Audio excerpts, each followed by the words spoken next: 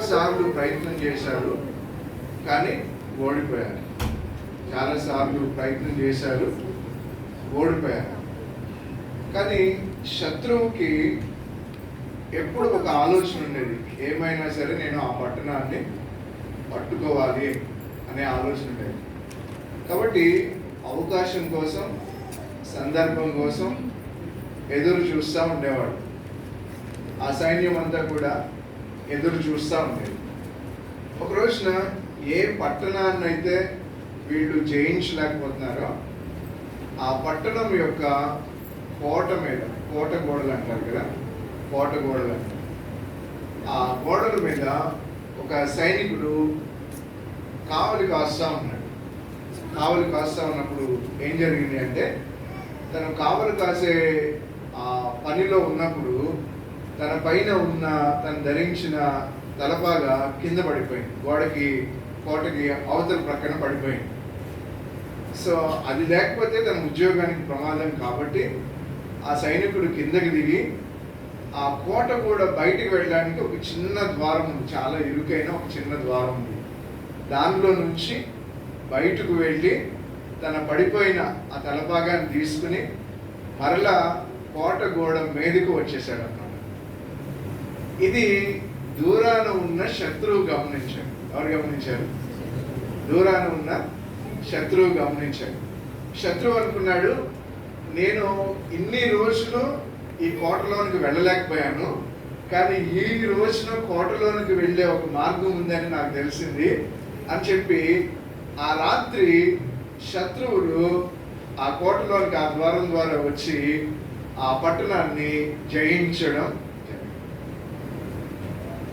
ఎందుకు చాలాసార్లు విజయం వచ్చి ఈసారి వాళ్ళు ఓడిపోయారు అంటే, ఒకటి ఆ సైనికుడు శత్రువు చూస్తున్నాడు అన్న మెళకువ, శత్రువు చూస్తున్నాడు అన్న మెళకువ లేదు.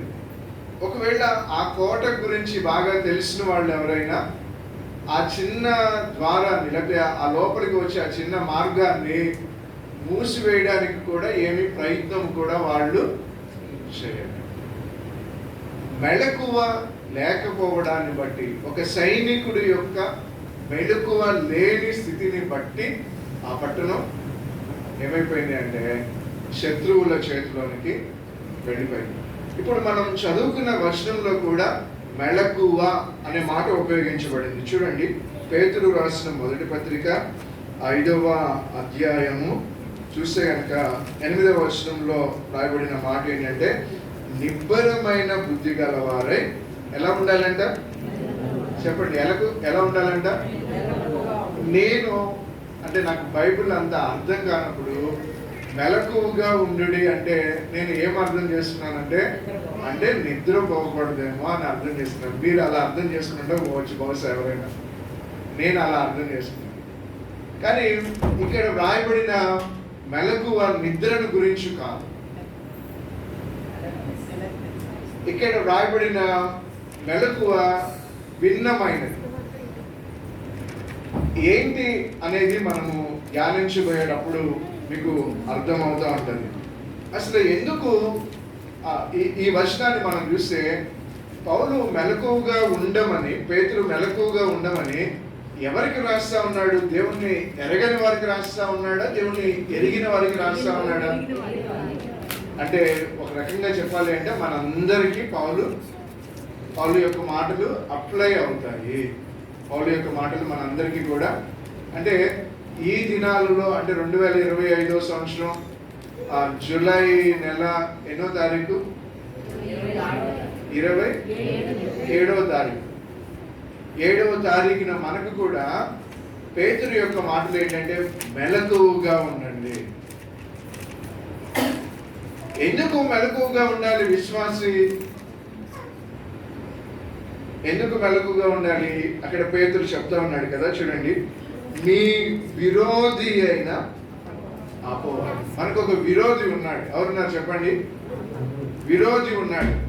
ఆ శత్రువులు ఆ కోటను జయించడానికి ఎలాగైతే కాచుకుని ఉన్నారో, అపవాది కూడా ఏం చేస్తా ఉన్నాడు అంటే దేవునితో నిన్ను దూరంగా తీసుకుని వెళ్ళడానికి, లేకపోతే దేవునికి నీకు మధ్య ఆటంకం కలుగు చేయడానికి శత్రువు ప్రయత్నం చేస్తాం.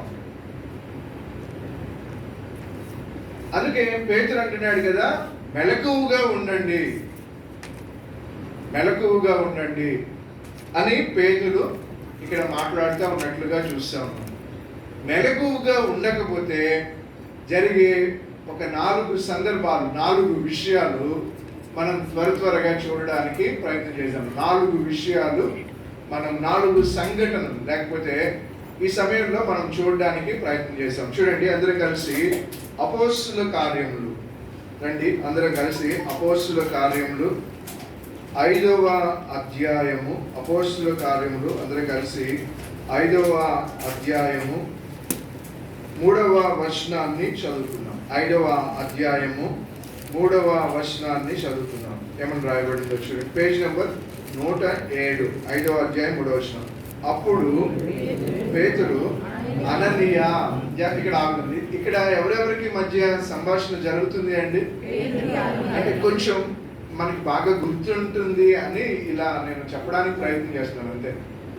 పేతురుకి అననీయ అనే వ్యక్తి, అంటే ఒక సేవకునికి ఒక విశ్వాసికి మధ్య సంభాషణ జరుగుతుంది. అననీయ అనే పేరుకి అర్థం ఏంటంటే గాడ్ ఈజ్ గ్రేషియస్, దేవుడు దయ కలిగిన వాడు అనే పేరుకి అర్థం ఉందన్నమాట. అననీయ అనే పేరుకి మంచి పేరు అననీయ పెట్టుకున్నాడు. చాలా మనము ఇంకొక చోట కూడా చూస్తే పౌలు దగ్గరికి దేవుడు ఒక శిష్యుని పంపిస్తాడు. ఆయన పేరు కూడా ఏంటి? అననీయ.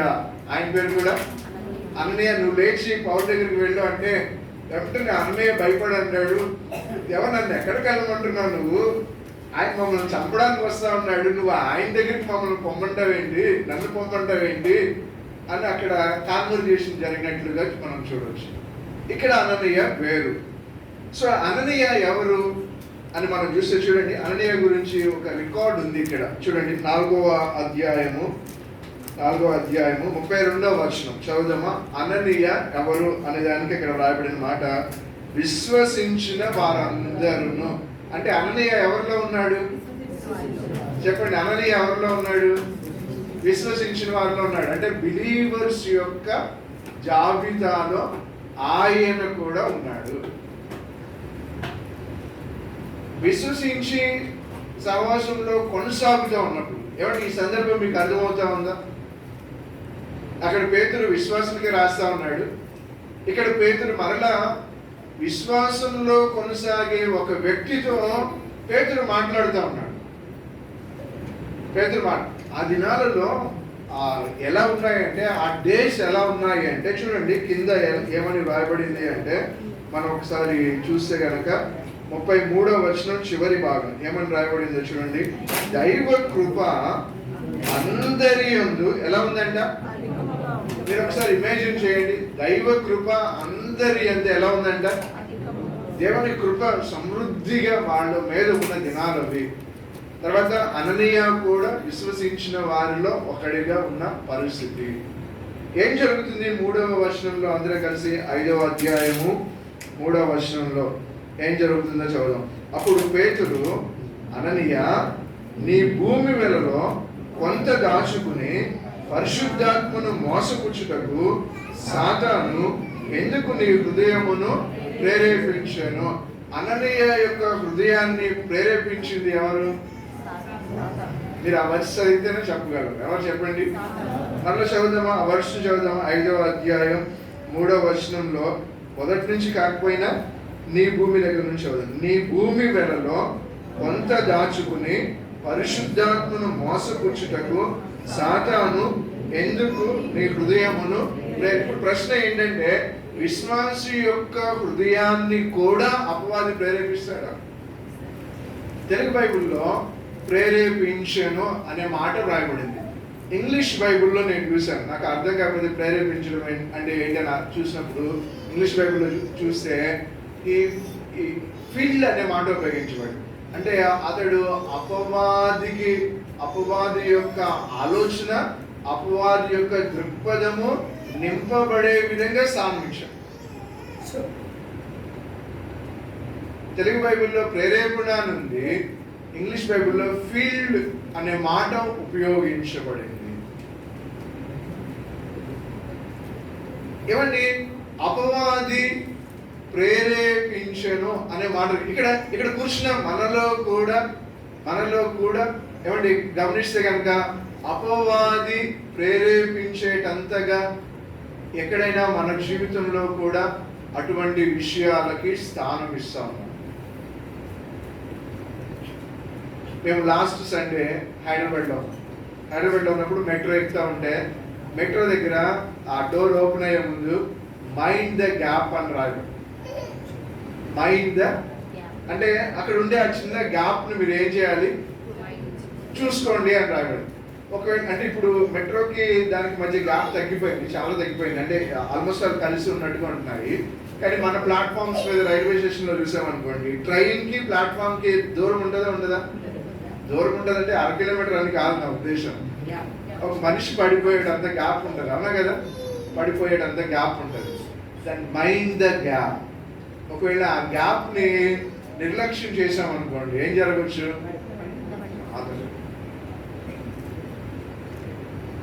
ఒకవేళ అపవాది ప్రేరేపించేటంతగా నీ హృదయంలో వేటికైనా స్థానం ఇస్తా ఉన్నావు. ఏమంటే అపవాది ప్రేరేపించినప్పుడు ఏం జరిగాయంటే ఇక్కడ 2 మాటలు రాయబడ్డాయి. ఎన్ని మాటలు రాయబడ్డాయి అంటే మనం చూస్తే కనుక 5వ అధ్యాయం 3వ వచనంలో పేతురు అడుగుతూ ఉంటాడు కదా, నీ భూమి వెలలో కొంత దాచుకునే.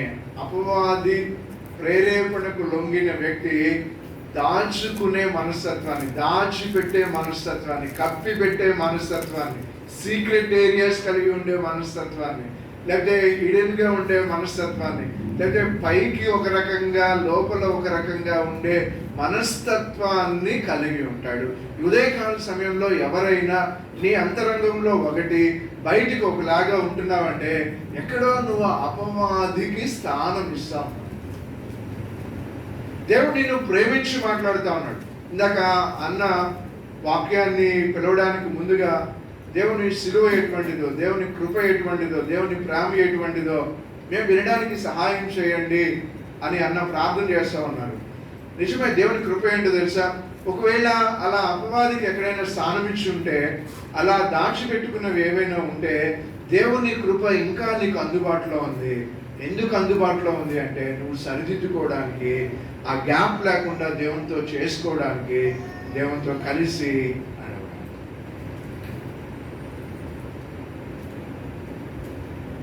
అపవాదికి చోటిచ్చిన వ్యక్తి యొక్క జీవితంలో దాచిపెట్టుకుంటా ఉంటాడు.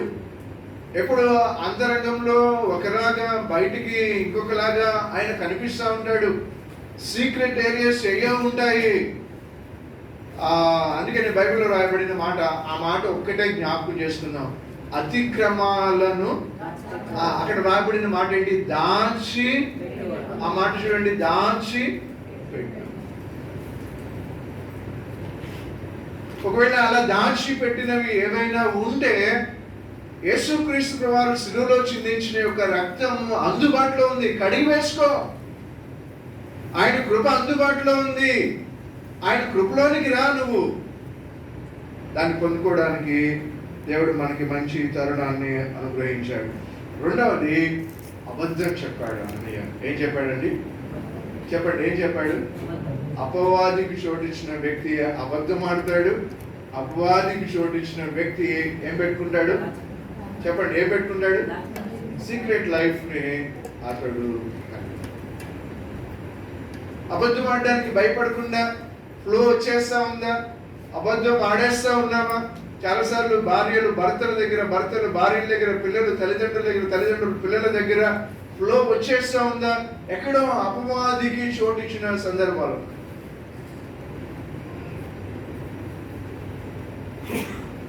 మా చిన్న పాప అంటే యావరేజ్గా చదువుతుంది, అంత బ్రిలియంట్ కూడా ఏం కాదు. లాస్ట్ 2 weeks బ్యాక్ తనకి ఎగ్జామ్ పెడితే వాళ్ళ ఫ్రెండ్స్ అన్నారంటే, నువ్వు ఈ పార్ట్ చదువుకో, నువ్వు ఈ పార్ట్ చదువుకో, నేను ఈ పార్ట్ చదువుకుంటాను. సో తనకి ఒక భాగం ఇచ్చారంట, నువ్వు ఇది చదువుకునిరా అనేసి, అప్పుడు కలిసి అందరం ఎగ్జామ్ మంచిగా రాయొచ్చు అంటే, మా చిన్న పాప ఒక మాట చెప్పిందంటే, నాకు మార్కులు తక్కువ వచ్చినా పర్వాలేదు, కానీ ఇలా మాత్రం నేను ప్రాక్టీస్ చేయను. ఒకవేళ మార్కులు తక్కువ వచ్చినా మా ఇంట్లో నన్ను ఏమన్నారు, కానీ ఇలా చేస్తే మాత్రం నాకు ఇబ్బంది అంటే ఫ్లో వచ్చేస్తుందా? అబద్ధాన్ని చెకింగ్. మనము మొదటిది చూసాం, మెలకువగా ఉండమని ఎవరు చెప్తా ఉన్నారండి? చెప్పండి ఒకసారి అందరూ చెప్పండి. ఎవరు మాట్లాడుతున్నారు మెలకువగా ఉండమని? పేతురు చెప్తా ఉన్నాడు. పేతురు రాసిన మొదటి పత్రిక 5వ అధ్యాయంలో చూసాం, మెలకువగా ఉండండి, మీ విరోధి తిరుగుతా ఉన్నాడు, మిమ్మల్ని దేవునికి మీకు మధ్యలోనికి అడ్డుగా రావడానికి విరోధి ప్రయత్నం చేస్తా ఉన్నాడు, మీ విశ్వాసాన్ని చల్లార్చడానికి అపవాది ప్రయత్నం చేస్తా ఉన్నాడు. మెలకువగా ఏమండి? అపవాది ప్రేరేపణ ఒకవేళ భార్యాభర్తలుగా వాళ్ళకి మంచిది అని అనిపించి ఉండొచ్చు, కానీ చివరికి అది వాడికి నష్టాన్ని వచ్చింది. ఏం తీసుకుని వచ్చిందండి? ఇద్దరు ప్రాణాలు ఏమైపోయినాయి చెప్పండి? ఇద్దరు ప్రాణాలు ఓడిపోయినట్లుగా మనం దేవుని యొక్క వాక్య భాగంలో చూస్తూ ఉన్నాము. రెండవది చూద్దాం అందరం కలిసి. రెండవది లూకాసు సువార్త 8వ అధ్యాయం. రండి అందరం కలిసి లూకాసు సువార్త 8వ అధ్యాయంలో చూద్దాం. ఇక్కడ వ్రాయబడిన మాటను మనం చదువుతున్నాం. అందరం కలిసి ఇక్కడ వ్రాయబడిన మాటను చదువుతున్నాం. 8వ అధ్యాయం 12వ వచనం చదువుతున్నాం. 12వ వచనాన్ని చదువుతున్నాం అందరం కలిసి. లూకాసు సువార్త 8:12. త్రోవ ప్రక్క నుండి వారు వినివారు గాని నమ్మి రక్షణ పొందుతున్నట్లు అపవాది వచ్చి వారి హృదయములలో నుండి వాక్యమును ఎత్తుకొని. రెండవది అపవాది చేసే పని ఏంటో తెలుసా? మన హృదయాలలో ఏం ఉండకుండా చేస్తాడంట? వాక్యం ఉండకుండా ఏం చేస్తాడంట? ఎత్తుకుని పోతాడు. ఇది యేసుక్రీస్తు వారు విత్తువాని ఉపమానాన్ని చెప్పిన తర్వాత అర్థం కాకపోతే మరలా శిష్యుని అడుగుతా, ఒకసారి మరలా మాకు భావాన్ని చెప్పు అని అడుగుతూ ఉంటారు. అప్పుడు యేసుక్రీస్తు దాని భావాన్ని మరలా వివరిస్తూ ఉంటారు. వాళ్ళు వివరిస్తూ ఉన్న సందర్భంలో రాయబడిన మాట ఏంటంటే, అపవాది చేసే పని ఏంటో తెలుసా? వాక్యము ఎక్కడ ఉండకుండా అంటే చెప్పండి, మన హృదయాలలో. మీరు లాస్ట్ టైం బైబిల్లో వర్స్ని బైహార్ట్ చేసి అంటే గుర్తు పెట్టుకునేలాగా చదివి ఎన్ని రోజులు అయి ఉంటుంది? ఇక్కడున్న ఎల్డర్స్గా మనందరికి ఓపెన్ అయి ఉంటుంది. అన్న బైహార్ట్ చేయడం అంటే, వాక్యాన్ని గుర్తుపెట్టుకోవడం అంటే, ఒకటి అది సావుకుల పని, రెండవది అది మన ఇంటిలో ఉండే చిన్నపిల్లల పని, మన పని కాదు కదన్నా అని అనుకుంటా ఉంటాం చాలాసార్లు.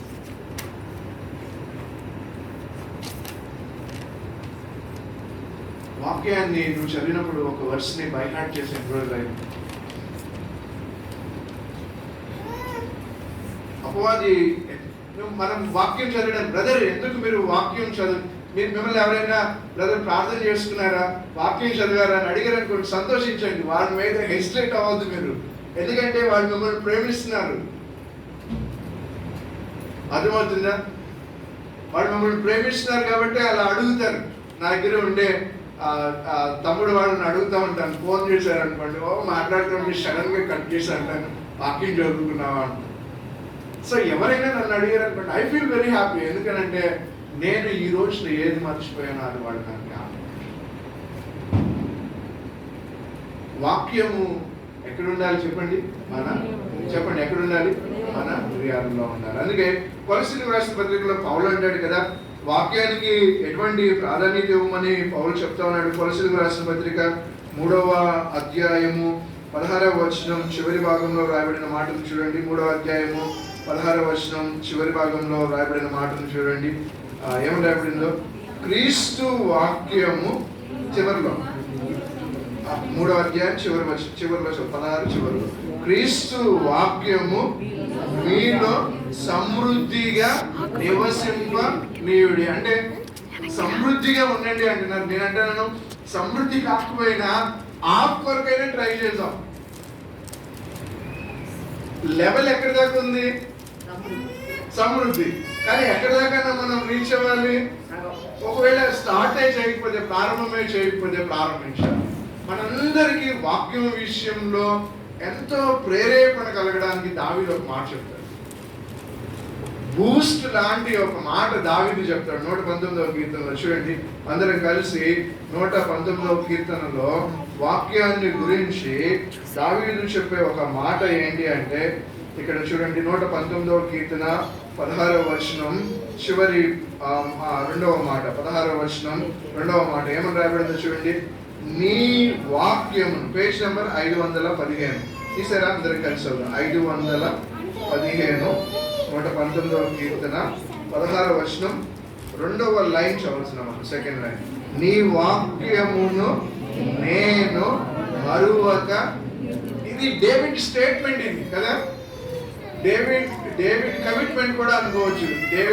డేవిడ్ కమిట్మెంట్ ఏంటి? దావీదు యొక్క కమిట్మెంట్ ఏంటి అంటే, నేను నీ వాక్యమును ఏం చేస్తాను? మరువక.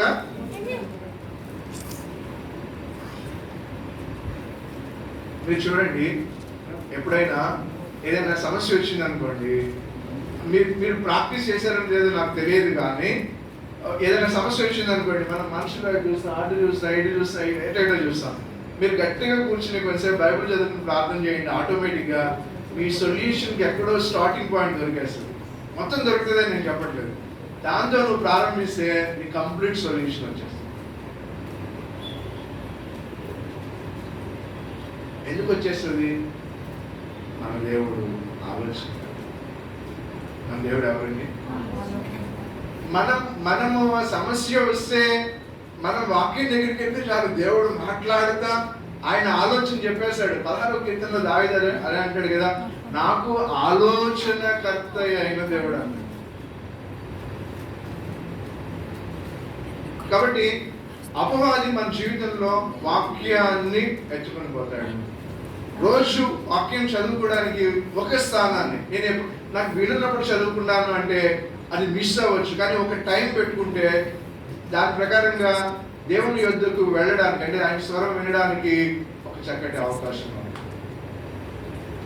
ఒకవేళ టైం పెట్టుకుని చదవలేకపోతే అది వేరే విషయం, వేరే సమయంలో చదవండి. అసలు టైమే పెట్టుకోకుండా నేను చదువుతాను అంటే that is not right way. అది ఎప్పటికీ కూడా మంచి పద్ధతి కానే,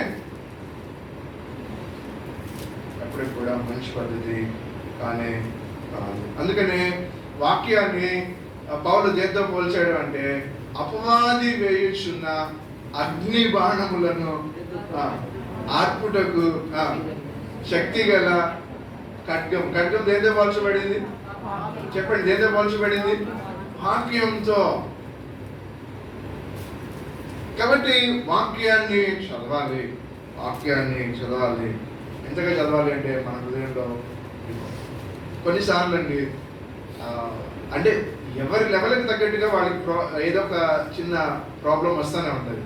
ఈరోజు సమస్య అయిపోయింది అని మనం అనుకోవడానికి లేదు, రేపు ఇంకొకటి కొత్తది రావచ్చు. కానీ గొప్ప విషయం ఏంటి తెలుసా?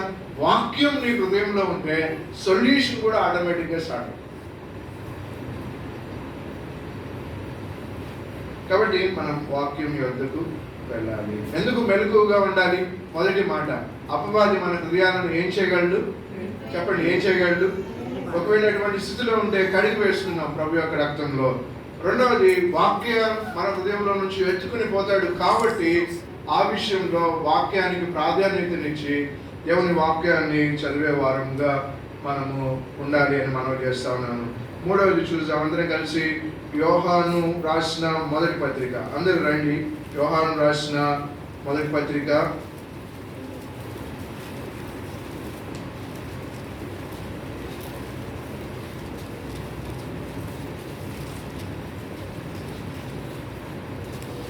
3వ అధ్యాయము 12వ వచనాన్ని చదువుతుంది. 3వ అధ్యాయము 12వ వచనం చదువుతుంది. అందరం కలిసి పేజ్ నెంబర్ 222, 222, 3వ అధ్యాయం 12వ వచనం. మనము కయ్యూను వంటి వారమై ఉండరాదు, వాడు దుష్టుని సంబంధి. దుష్టుడు అంటే ఎవరండి? అపవాది. ఎందుకు కయ్యూను గురించి యోహాను మాట్లాడుతూ ఉన్నాడు ఇక్కడ? కయ్యూను గురించి మాట్లాడుతా మీరు అలా ఉండరాదు. కయ్యూను ఎలా జీవించాడు? ఆయన జీవితంలో దేవునికి ఆయాస్కరమైనది ఏంటి? ఆయన జీవితంలో చేదైనది ఏంటి దేవునికి? ఆ చేదైన ఆయుష్కరమైన దాన్ని బట్టి దేవుణ్ణి ప్రేమించిన శిష్యుడు యోహాను మీరు అలా ఉండరాదు అని రాస్తాం. అలా ఉన్నాడు కాబట్టి అతడు అపవాది సంబంధిగా ఉన్నాడు. ఏం చేశాడు కయ్యను చూడండి అందరం కలిసి 3వ అధ్యాయము 12వ వచనాన్ని చదువుదామా అందరం కలిసి. వాడి దుష్టుని సంబంధి అయి తన సహోదరుని ఏం చేశాడంట? తన సహోదరునికి కీడు చేశాడు అని రాయబడింది. తర్వాత ఏమని రాయబడింది చూడండి. వాడు అతన్ని ఎందుకు చంపాను?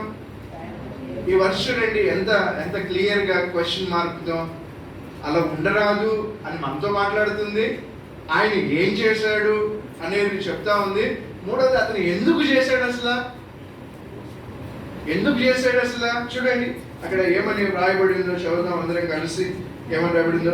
తన క్రియలు చెడ్డవి, తన సహోదరుని క్రియలు నీతికర. ఏమంటే ఆయన క్రియలు చెడ్డవి, తన సహోదరుని క్రియలు ఎటువంటివంట? ఆ మాట దేవుడు క్రియలను ఎలా లెక్కించాడో చూసారా? ఎటువంటి వెయిట్ ఇచ్చాడో చూసారా? ఏమండి ఎవరి క్రియలు చెప్పాలి అందరు? ఎవరి క్రియలు అన్న మీరు చెప్పండి అంటారు. హేబేల్ క్రియల్ని దేవుడు ఎలా? ఆయన క్రియల్ని దేవుడు నీతి గల క్రియలు అన్నాడు. ఒక రోజున దేవుడు నీ క్రియలను నా క్రియలను బట్టి కూడా ఏమనాలి అంటే ఇదిగో నీతి గల క్రియలు, ఇదిగో నా బిడ్డ, నా కుమారుడు, నా కుమార్తె నీతి గల క్రియల చేత భూలోకంలో జీవించింది.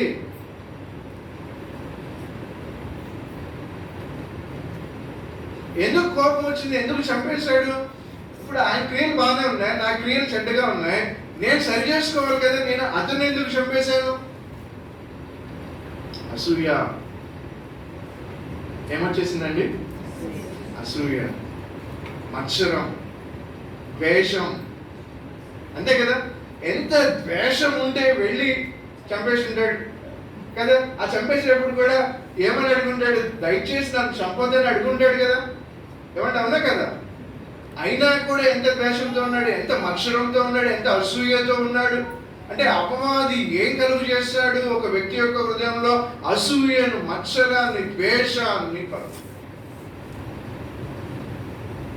కాబట్టి ఉదయకాల సమయంలో ప్రభు బల్లలో వెళ్ళబోయే ముందు నేను నా సహోదరునితో ఎలా ఉన్నాను, నా సహోదరుని నేనే, మనకున్న ఏ స్థితిని బట్టి, అతనికి లేని ఏ స్థితిని బట్టి కూడా ఒక వ్యక్తిని మనం తృణీకరించడానికి వీలు లేదు.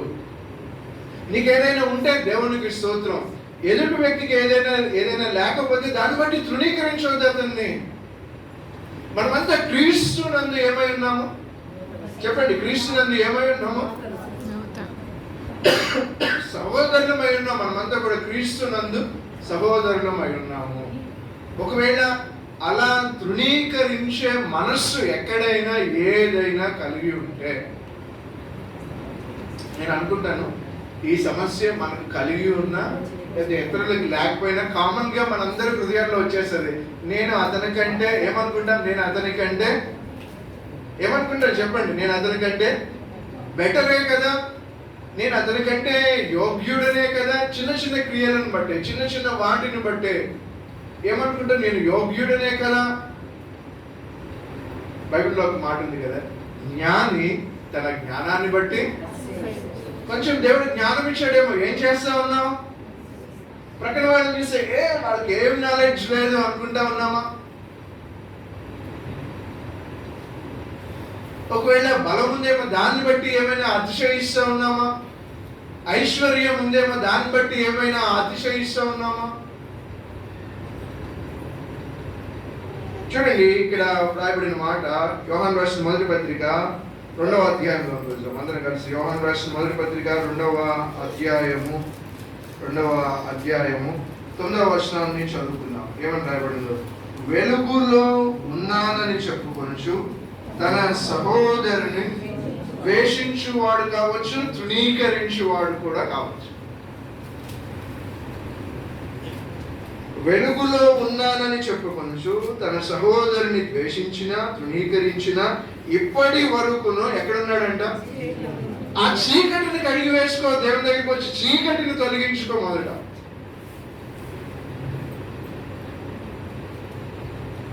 ఆ స్థితిని ప్రభు దగ్గర ఒప్పుకుని కడిగి వేసుకో. ప్రార్థన చేయాలి, చేతనైతే సహాయం చేయాలి.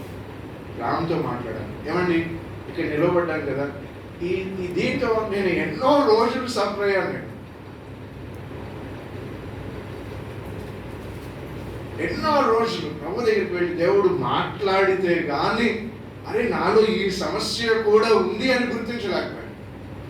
ప్రభు దగ్గరికి వెళ్ళి కడిగి వేసుకుంటే అసలు ఇతరులతో నా సంబంధాల్లో ఏది అడ్డు రావట్లేదు. నన్ను ఆయన తిట్టినా నాకు సమస్య అనిపించట్లేదు నాకు అసలు.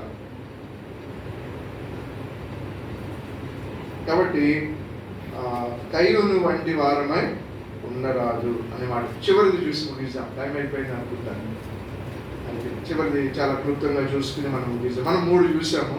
ఒకటి ఎవరెవరి గురించి చూసామంటే అననీయ, సఫీరా. అక్కడ అపవాది వాడి హృదయాలను ఏం చేశాడు, ప్రేరేపించాడు. తర్వాత విచ్చువాని ఉపమానంలో ఏం చూసాం మనము, అపవాది వాక్యాన్ని ఎత్తుకుని పోయాడు. 4వది కయ్యూను వంటి వారమై ఉండరాదు, వాడు ఎవరి సంబంధి అయి ఉన్నాడు, దుష్టుని సంబంధి అయి ఉన్నాడు. కయ్యూను లాగా మనము మన పొరుగు వారితో, మన తోటి వారితో ఎలా ఉంటా ఉన్నాము. చివరిది ఒకటి చాలా క్లుప్తంగా చూసుకుని మనం ప్రార్థన చేసుకుందాం. 1 సమూయేలు గ్రంథము, రండి అందరూ కలిసి 1 సమూయేలు గ్రంథము రాయబడిన మాటను చదువుకుందాం. 15వ అధ్యాయము 1 సమూయేలు గ్రంథము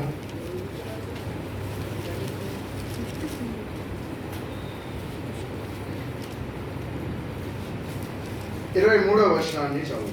23వ వచనాన్ని చదువు.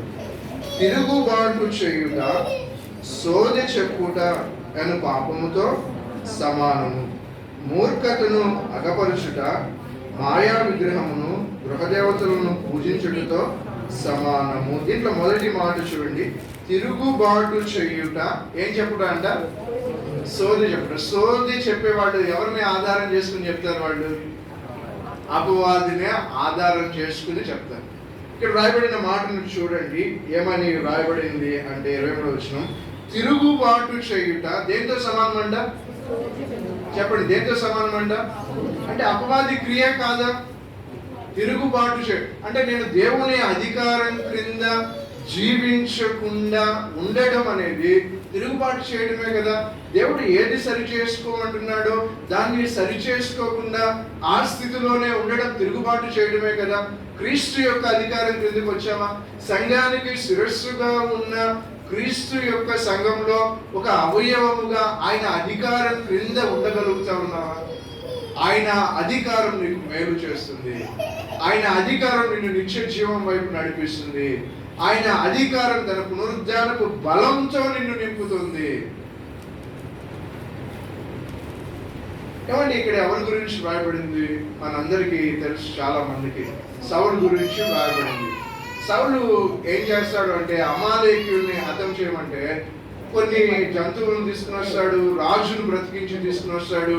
వీళ్ళందరినీ తీసుకుని వచ్చిన తర్వాత సమూయేలు మాట్లాడుతూ ఉంటాడు. ఏమని మాట్లాడుతూ ఉంటాడు అంటే ఇక్కడ రాయబడిన మాటను మనం చూస్తే బలులు అర్పించుట కంటే, చూడండి చాలా క్లియర్గా ఇక్కడ ఉన్న ఒక మాట కూడా మనం చూడొచ్చు.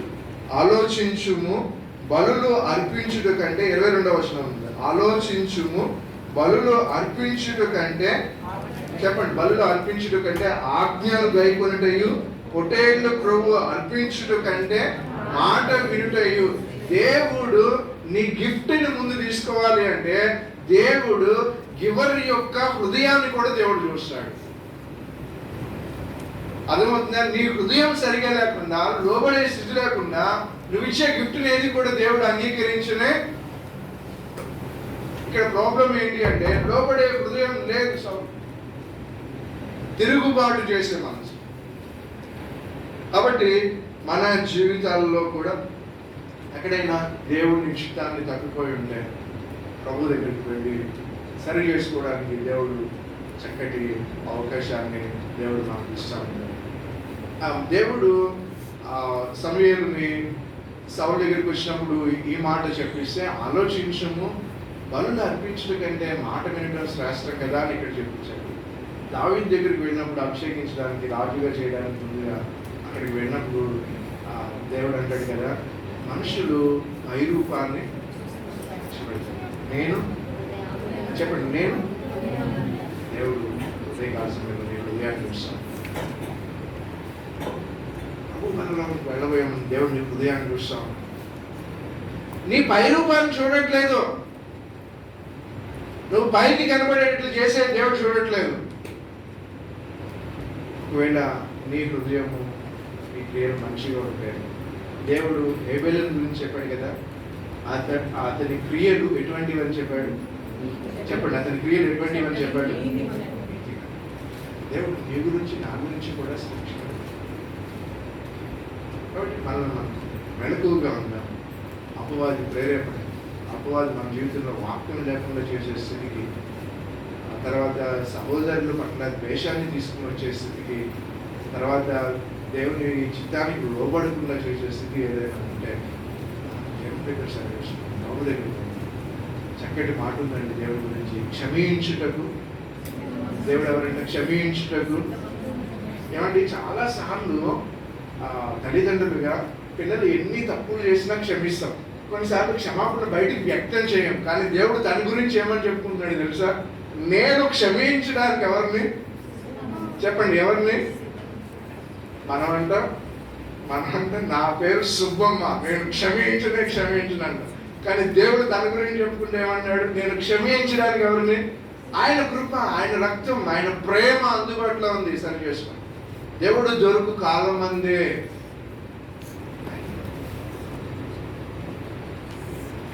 ఆయన వెతికినప్పుడు దేవుడు ఇచ్చే కృపను ఆయన సాహసం నడవడానికి దేవుడి ప్రతి మాట మన హృదయంలో చేయగలుగుతాం.